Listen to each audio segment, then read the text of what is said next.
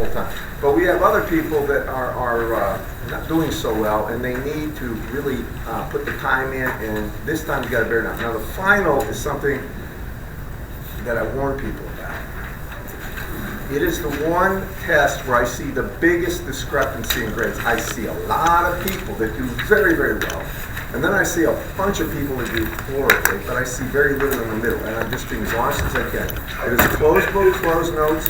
I will give you formulas like Zn for a transmission line. I'll give you epsilon and mu. I'll give you the velocity of light, things like that. Y'all follow me in class, but I'm not going to tell you how to solve problems. And so if you understand this, you should be fine. Now you need to know Maxwell's equations. You need to know the relationship. J is sigma E, D is epsilon E, and B is mu H. But you have to be able to go ahead and reason through things. Y'all hear me? I mean, I'm trying to be as clear as I can about this. Go ahead. Will you release in an email or on the OneNote which equations will be given to us? Yeah, I'll put that up there. Thank you. I can tell you know the Zn equation I'm talking about? Zn is equal to Z naught times ZL plus J. That one, of course, I'll give you. And I'll give you C and mu naught and epsilon naught, and I don't know if any others are going to give you, but if it comes to me, I'll send you that. Now, other questions, because I've been getting bits and pieces of questions. What's on the file? Well, stuff like that. I'm not, the new material pretty much the only other thing that I'm going to cover really, and I'm going to try to tie all this together, is going to be power, flow, and we've already talked about what happens in the electromagnetic propagation of good conductors. Do y'all remember that? All right, so I think we got about a full house. Now, if you came in late, if you are missing any quizzes, they're up here. Please come down and just take a look. Don't worry, you're not going to interrupt class. Just come on down. Take a look if you're missing any quizzes. There's a whole bunch of stuff here. And then there's the latest quizzes. Where are they? Going around? Somewhere. He's got them? Who's got them? You got them. Okay. Okay, now, questions about anything in the quiz. Y'all see the quiz solutions? What, did you get a test back or something? You don't cap. Oh, we did. We did get that tower. What? We got that tower test back. Do I really want to ask anything more? Okay, something tells me better not. All right, enough about power.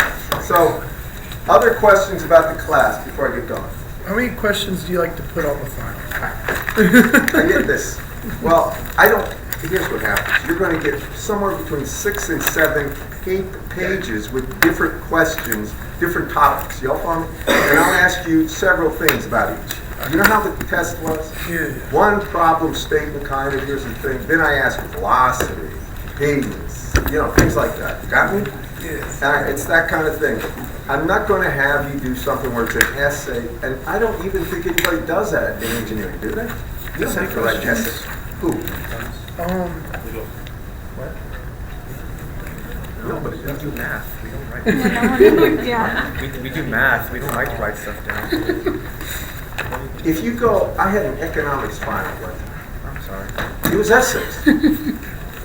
I had the last thing I want to do is just discuss global politics influence on, the prime interest rate.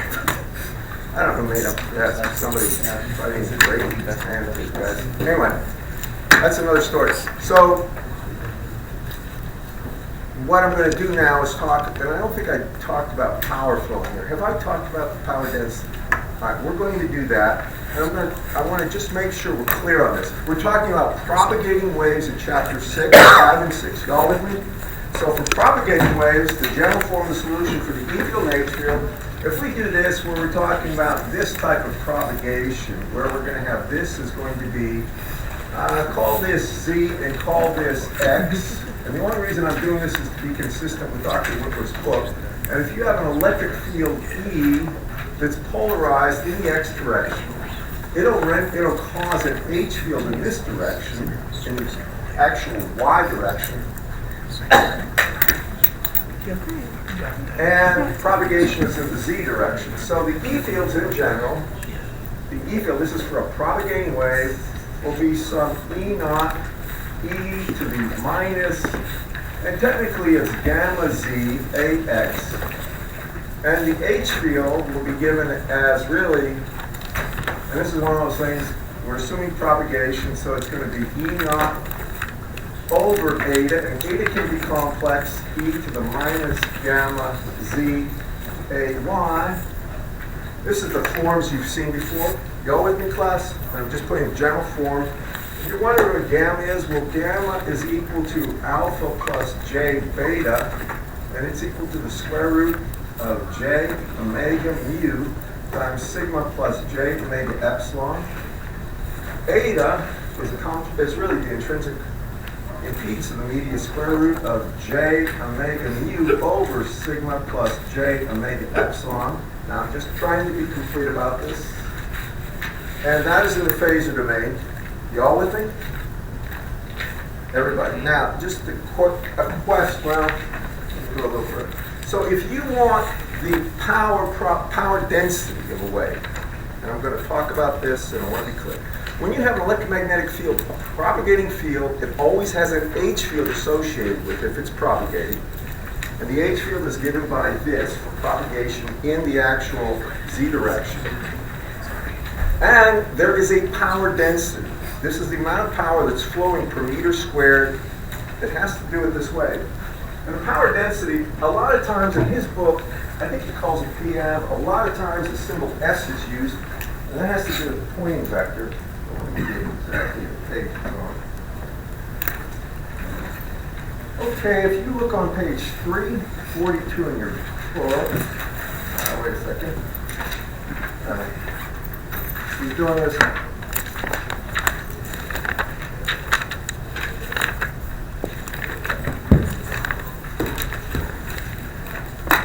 Tell you what, look at page 344. He uses PAV. Most people use script S, and it has to do with something called the power density. So this is going to be the power density of the propagating wave. And that is given usually as SAV. It's called a Poynting vector.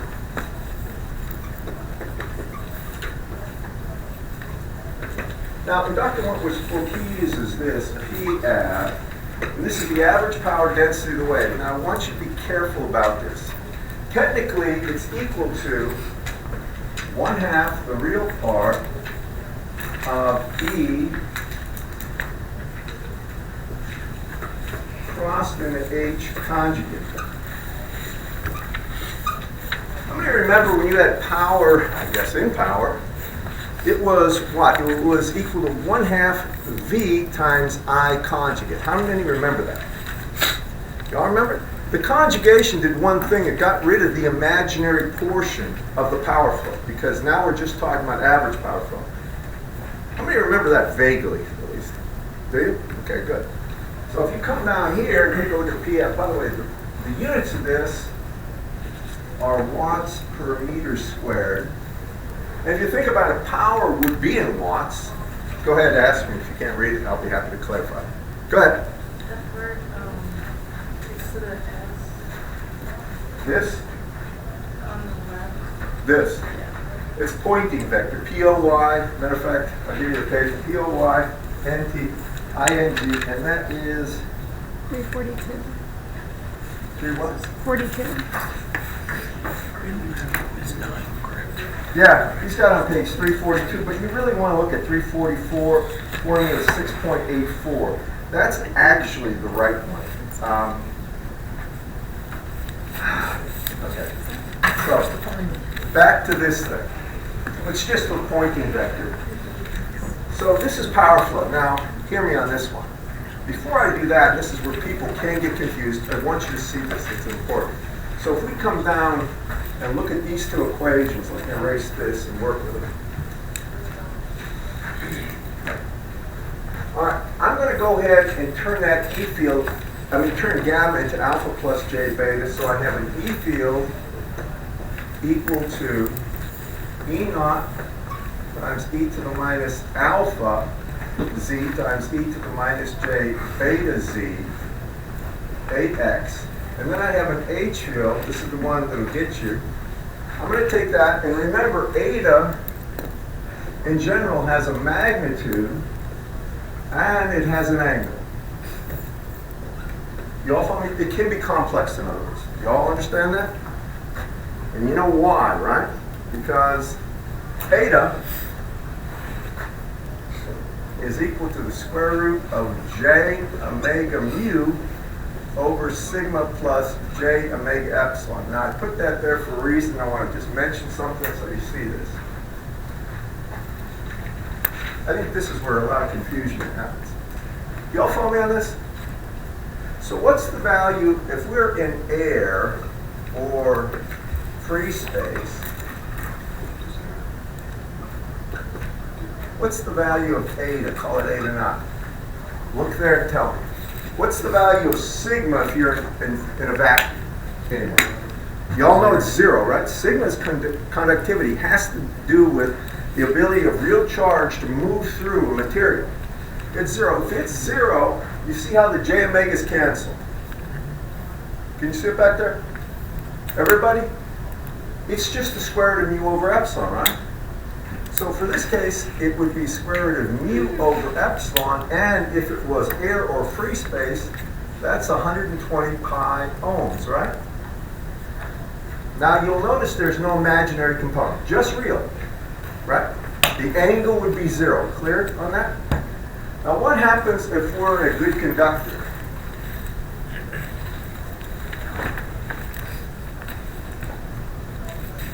What's the definition of a good conductor? It's been a while. In your own words. Anybody?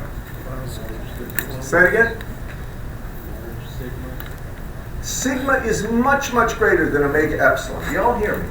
For a good conductor, sigma is much, much greater than omega epsilon. So this is somewhat frequency dependent. But for the most part, it isn't. What's a real good conductor in your own? I mean, when you think of a good conductor, what do you think? Copper, gold, right? Silver. It's, in other words, metal. Now the conductivity, what's the conductivity of copper? Anybody? About. Anybody? It's 5.8 times 10 to the 7th, 1 over ohm meters, right? So if you take a look for copper, for instance, this would be copper. Sigma is equal to 5.8 times 10 to the 7th, and the units are actually 1 over ohm meters or Siemens per meter. Right? Let's say we're at a megahertz, right? For copper, epsilon relative of copper is about 1. You all hear me? I'm trying to show you something here that will really make it real to you, I think. Now, if epsilon relative is 1, then if we take a look at omega epsilon, call it j omega epsilon, and this is going to be for copper, what do we get? Let's say we're at a frequency of, make it 10 to the 9th hertz, right? So 10 to the 9th hertz is a gigahertz, right? You follow this? That's really starting to get the low end of the radar spectrum. This is high frequency. So here we would have j times 2 pi times 10 to the 9th. And then epsilon relative is 1, so this is really going to be epsilon naught. A way to render epsilon naught is 1 over 36 pi times 10 to the minus 9.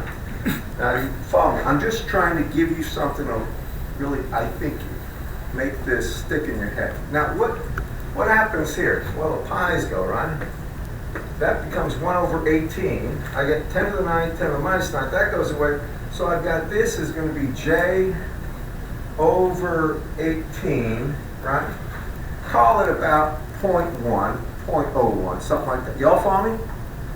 This thing is 10 to the 7th. You see how much bigger it is. Does everybody follow me? In other words, copper has, even at a gigahertz, it's all conduction current, no displacement current. Does everybody know where I'm getting displacement and conduction current from, by the way? Maybe I should have brought that up, I'm not sure. Remember this curl of H equation? That was equal to sigma E, right?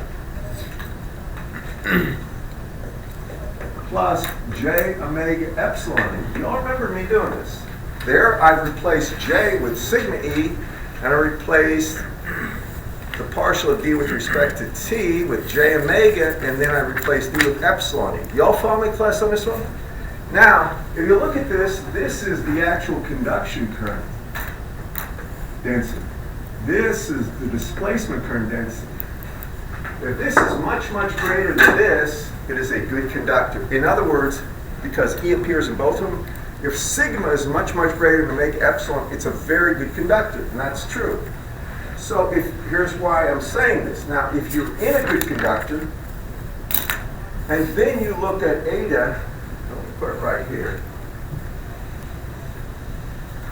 What happens to eta? We did this last time.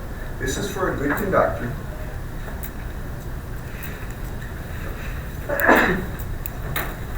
It becomes the square root of what? Well, on top it's always going to be J omega mu. But what happens? Downstairs it's just sigma, right? Because omega epsilon is so much smaller than that sigma. Y'all follow me? Even with that J there. Y'all clear on this class? So it's over sigma. Let me remember what I told you about this. What is the square root of J? Anybody? 1. J is the square root of -1, right? The square root of J. How many remember me talking about this? You may not remember exactly what I said. Well, you're not trying to go too far afield from this, but I'm trying to make sure you understand why. What they normally do is say J can be rendered as simply E to the J, and you can call it 90 degrees. Do you remember this? Right? Well, if you take the square root of that, what is it? That's really E to the J 45 degrees, or pi over 4, right? What is that? Think of Euler's. Remember Euler's identity? E to the J angle equals cosine angle plus J sine angle. What is the cosine of 45? 1 over square root of 2. What is the sine of 45? 1 over square root of 2. In other words, this is 1 plus J over the square root of 2. It's 45 degrees, right? It's basically an angle of 45 degrees. Do y'all see this, class? All right, so what does that mean this is? Well, you can do it this way. You can say this is really equal to square root of J would be E to the J 45 degrees, or you can say it's E, yeah, I can do it this way. E to the J 45 degrees here times the square root of omega mu over sigma. Now, e to the J 45 degrees has a real and imaginary part. That's my point. Y'all see this, class? So down here, and that's the reason I'm saying this, when we come over here and we look at this, and we look at these two equations, this E is fine in the form it is, but then for this H, now, I want you to see why I'm going through all this. That H field now, this is complex. Y'all see this? So now I can say that H itself is going to be E naught, that's going to be strict real, over eta. Well, it's going to be the magnitude of the intrinsic impedance, but it'll be E to the J, the angle of the intrinsic impedance. That's this part. Y'all follow me? Eta has a magnitude and an angle. Clear, class? Everybody? Y'all see it back there? Can you understand this? All right, now I have to put the rest of this in here. So now I put e to the minus alpha z, e to the minus j beta z, and it's in the ay direction. This is important. You see this right here. Now we come over here to this equation, and I take all that, and I put it in here. I'm going to get a final result, but you have to see why it's so. So I come down here and I see the average power, this is power density, would be equal to 1/2. Then it's the real part of E, and I just take that E right there and I plug it in, so I have E naught, e to the minus alpha z, e to the minus j beta z. It's in the AX direction. Do something else. I want to give myself room here. And this, right there, is going to be crossed with the conjugate, this is a cross product, the conjugate of H. Now here's the H field, right? So here's what I'm going to do. I'm going to take these two terms, just E naught over eta naught right here.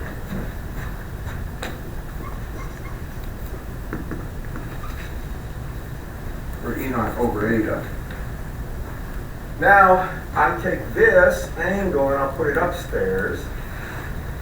What would happen if I wanted to take e to the minus, or e to the j theta, the denominator to the numerator? What happens? Class? Comes negative. Comes negative. So I'll do it right here so you can see it.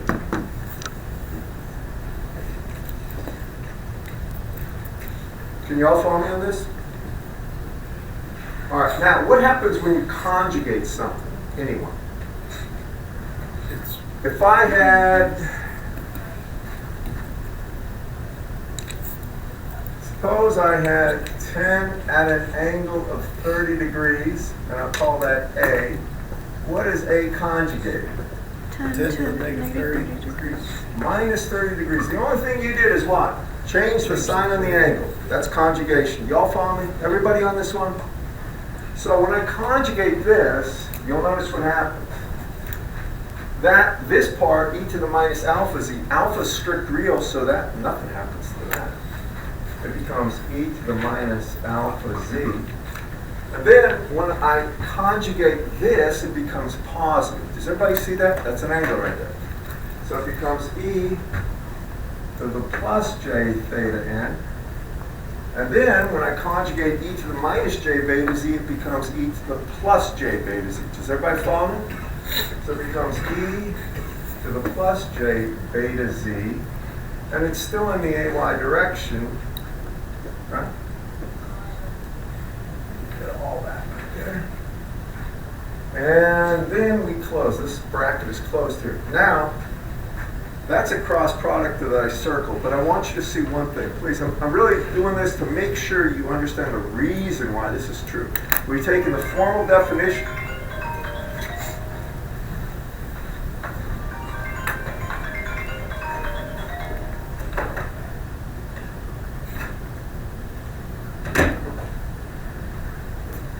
That time of year. It's a Cyber Monday. So this is about the 10th message I've got about Cyber Monday. It's like, I'm so glad to hear it. I don't know what I do. All right. You all see that e to the minus j beta z goes away? Here's a positive, there's a negative, they cancel. The e to the 0, which is 1. Do you all follow me? So I'm going to get rid of it. Now, if you take a look at the rest, I'm going to put it out here. Just take a look at this. The 1/2 is out in front. That stays. I have E naught times E naught. That's E naught squared. Does everybody see this? So it's the electric field squared.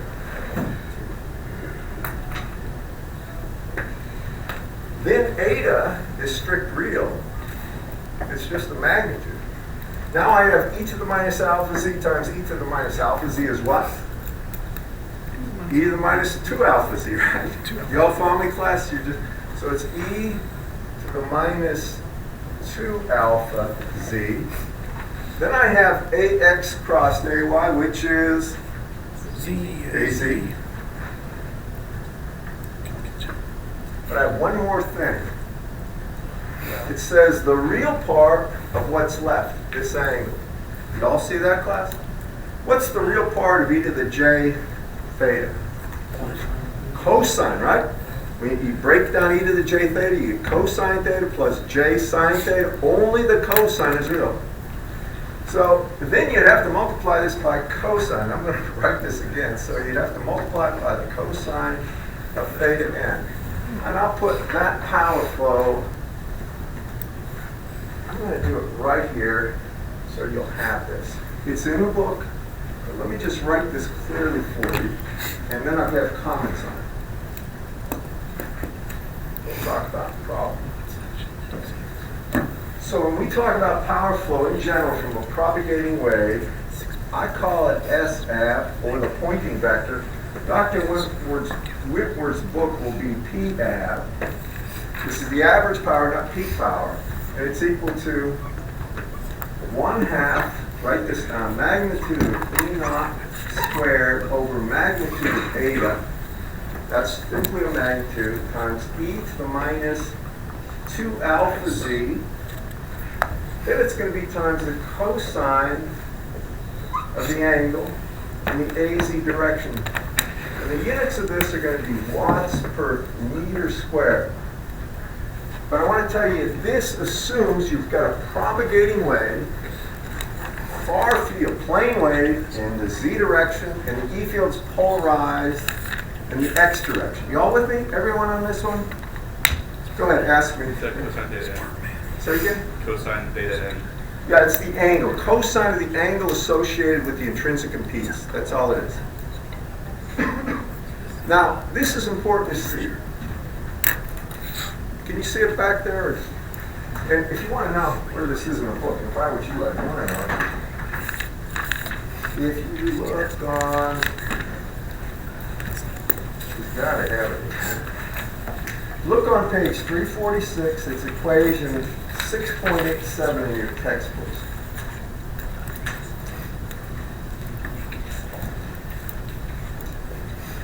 Y'all see that, class? Something I want to say with this one. It's real important you see this. If you look at this, if it's a lossless wave, this is the general equation. If it is lossless, what does lossless mean to you? Tell me about alpha and lossless. Alpha is 0, right? There's no attenuation if it's lossless, right? If it is lossless, this goes away. If it is lossless, the cosine of that angle is 1.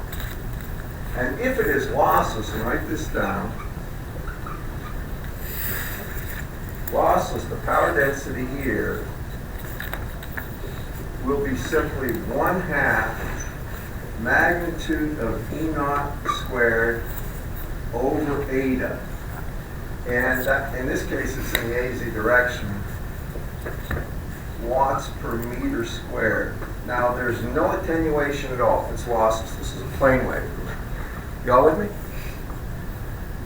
Now, if you're, that's lossless, but let's go to the other extreme, a good conductor.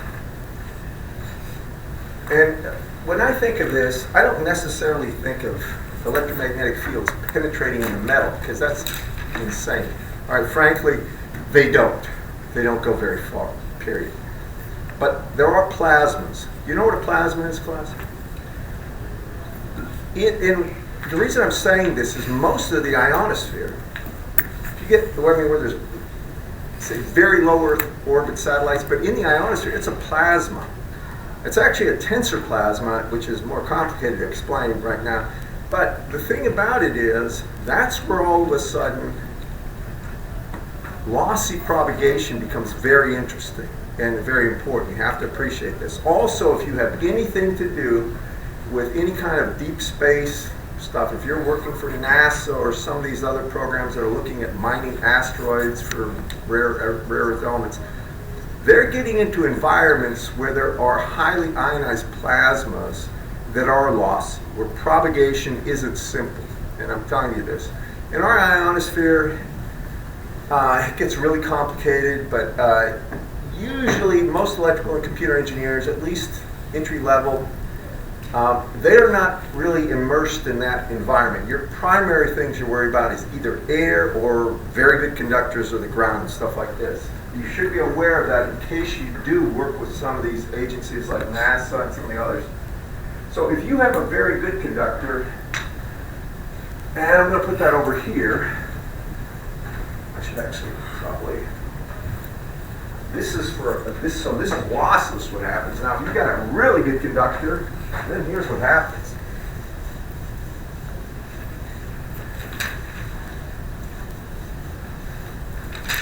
I'm going to use this equation right here. So if we have a very good conductor and we're talking about plane wave propagation,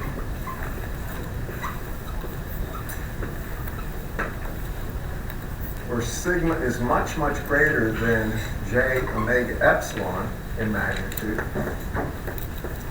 then when you take a look at the average power density here, That's going to be 1/2 magnitude of the E field squared over magnitude of eta, e to the minus 2 alpha z, and then it'll be cosine of 45 degrees. For a good conductor, the angle will be 45 degrees for that, the angle associated with the intrinsic impedance that I erased. And so this is going to be, well, the angle cosine of 45 is 1 over square root of 2. And you can take this and just put square root of 2 down here. And this would be in the AZ direction, watts per meter squared. Now, this is for a very good conductor. One of the things you'll notice is this field is attenuating very rapidly. Y'all follow me on this? And there's something they call the skin depth. How many have heard of skin depth before? Anybody? Skin depth is how far into a material you go before the field decays to e to the minus 1, the electric field. Let me just show you this. This won't be on a final. I'm not going to quiz you on skin depth, but it will help you understand some of the other things.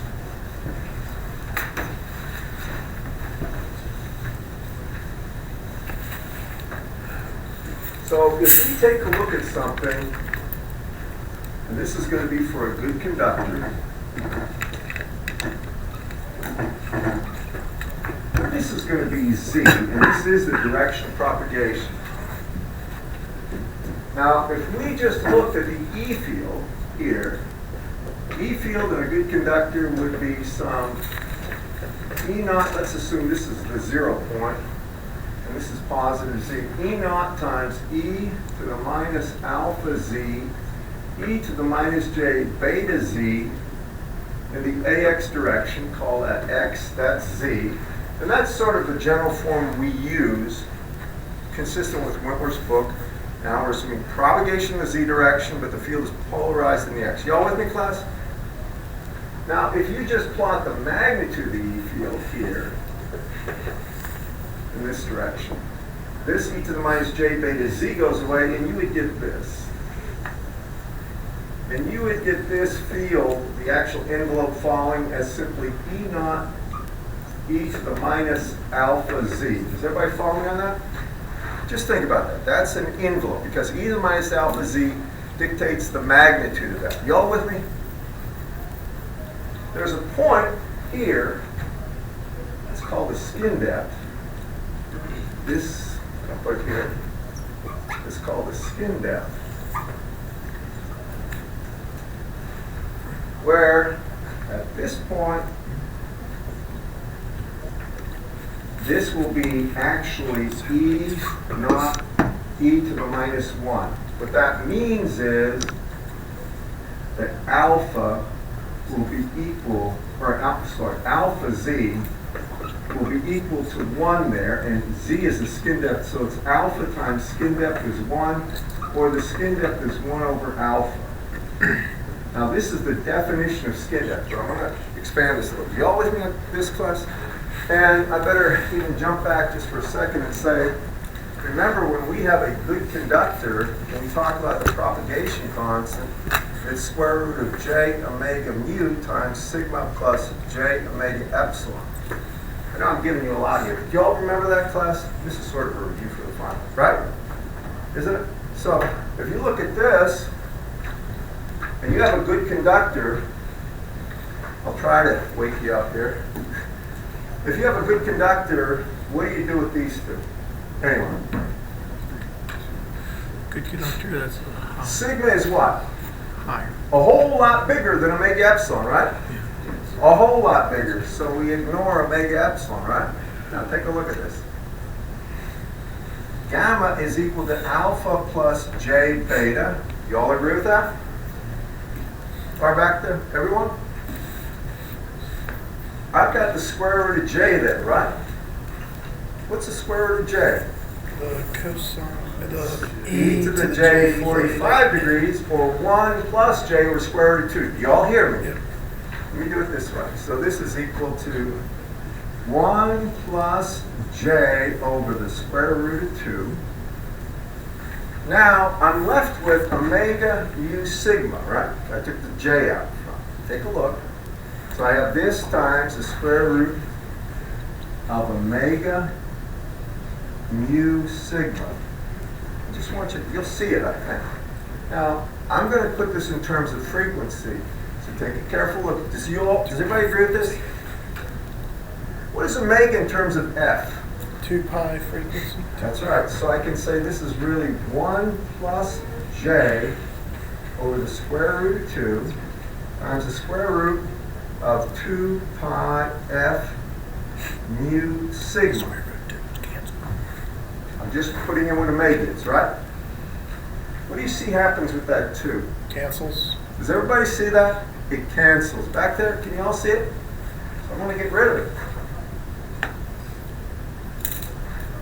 But this is important. This is a very classic equation. So this says that in this case, alpha plus j beta is equal to the square root of pi f mu sigma times 1 plus j.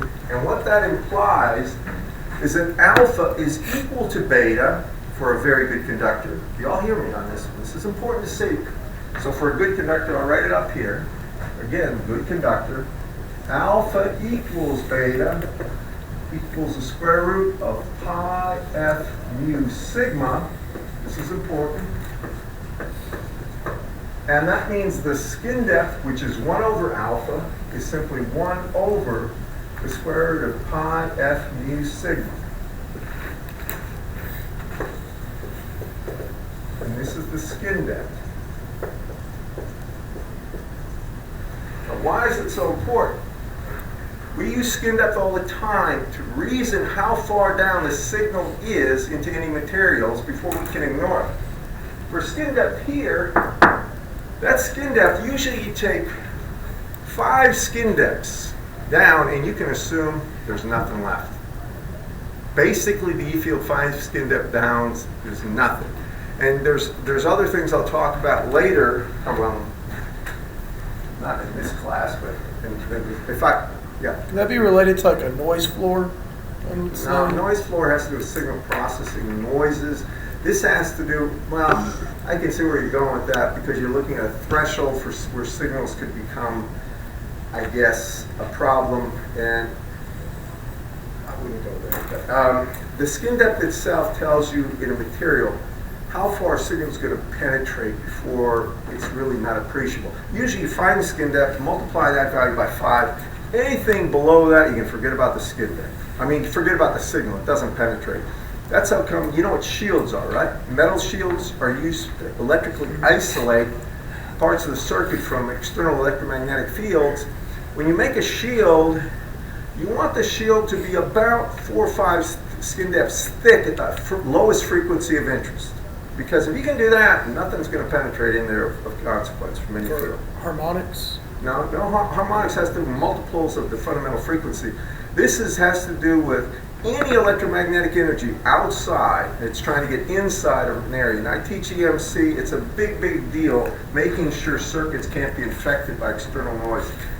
This is going back some time, but has anybody had like turn on a hair dryer and you hear in speakers or something like that? Or I can't even think, now with digital signal processing, it's just about not a problem. Well, what's going on there is signal from that hair dryer is getting into the walls called conductant emissions and then getting into the equipment you have and causing that irritating noise. With electromagnetic compatibility and interference, and as engineers, this is a big deal. You are trying to create circuits that aren't going to be hurt or bothered by external noises. In all these environments here, inside residential areas and commercial areas, you have 60 hertz, which is the most annoying signal in the world, and it's everywhere. So you have to make sure your equipment can't be affected by that first point. Then we have Wi-Fi, which is about what, 2.45 gigahertz up to, was it 5 something now, and then you got all these other cellular bands. Well, that stuff tends to penetrate all sorts of stuff too, so you have to isolate for that. And there's all sorts of other things you got to do, but that becomes a very big part of creating circuits that can efficiently work very fast at low power. Anyway, that's skin depth, that's power flow. Now, probably the thing to do is a classic problem, so you get an appreciation for this. Remember, how would you get the, by the way, it's been a while. So, you know, if you have a good conductor, how do you get the velocity? By the way, let's contrast this. We went through the whole spiel on power for good conductors. We had really losses or free space. So let me ask you this. If you have a lossless medium, I'll put this over here.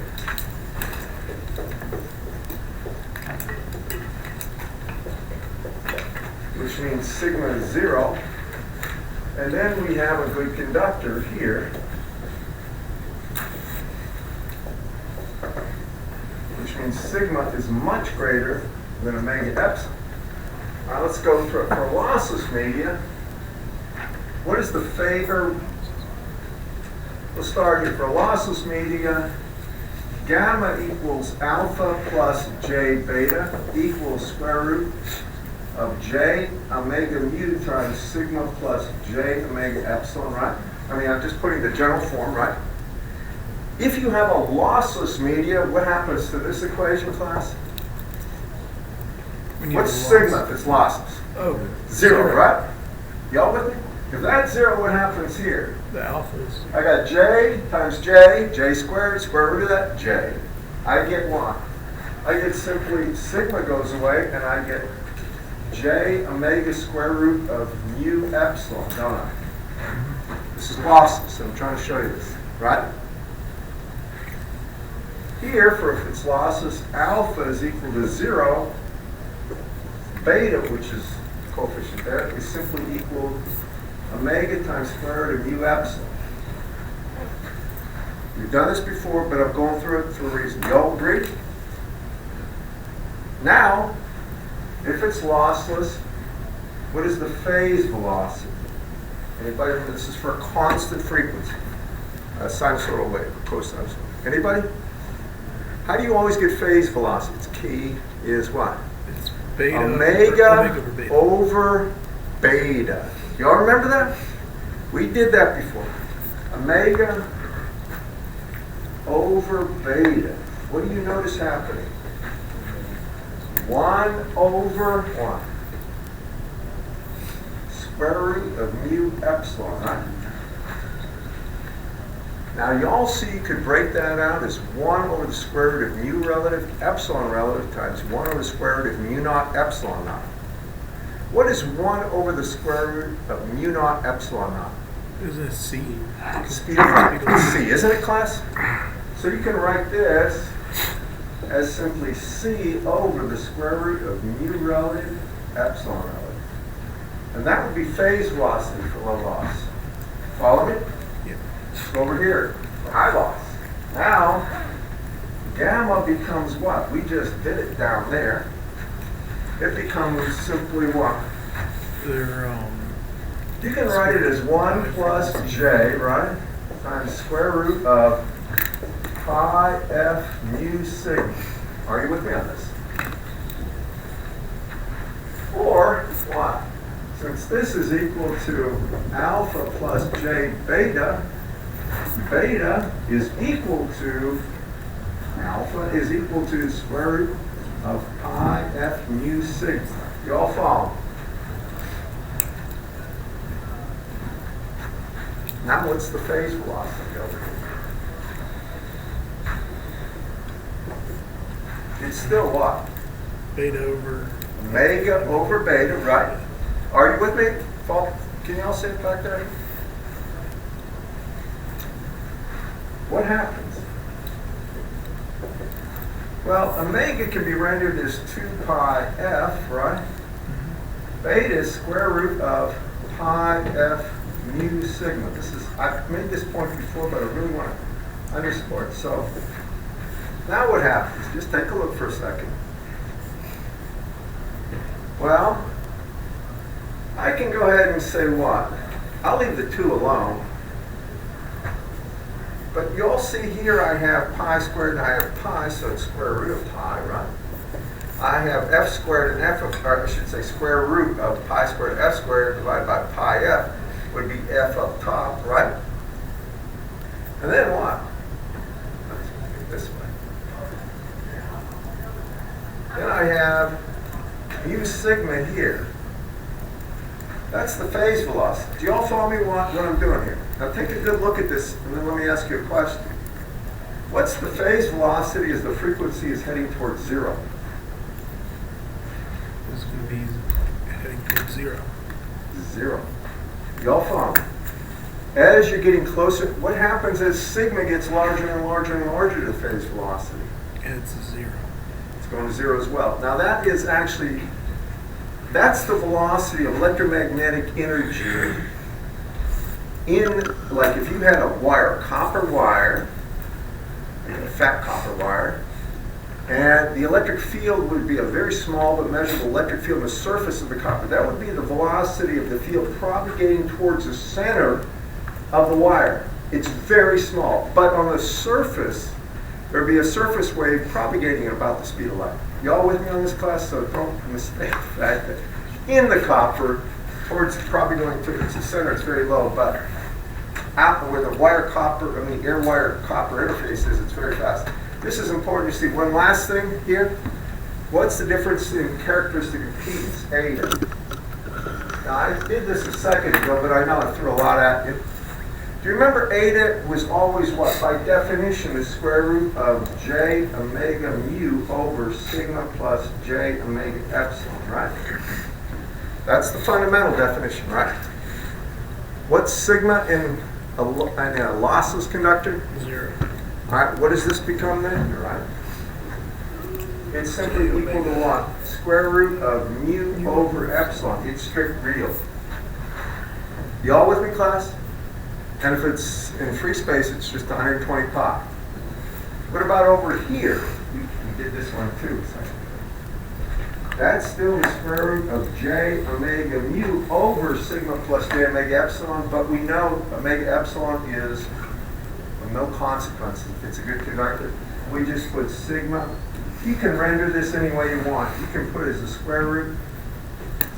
You can say it's the square root of omega mu over sigma, and you can put it as e to the j 45 degrees. That's fine. You can also put 1 plus j over the square root of 2, but it doesn't matter. Y'all with me, class? I'm going to give you some problems. Look through those. Next time, I'm going to try to wrap it up. We're going to get one more quiz. Give me 1 sec. One more quiz, and I'd like to do that on Friday. And it's going to be to replace, basically it's going to be the quiz I add on or replace the quiz you missed. Y'all with me, class? And it'll be on this material. Go ahead. Is that a J that's the left of that equal sign? Here? Yeah. That was an erase. I'm trying to erase that. Oh, okay. That is a mistake. Sorry. Yeah. What is that e to the? Is that e to the j? 45? It's just e to the j pi over 4, 45 degrees. That's it. It's the square root of j. Okay? Anybody else need any quizzes or from before or current? Yeah, just leave that there. Thank you very much.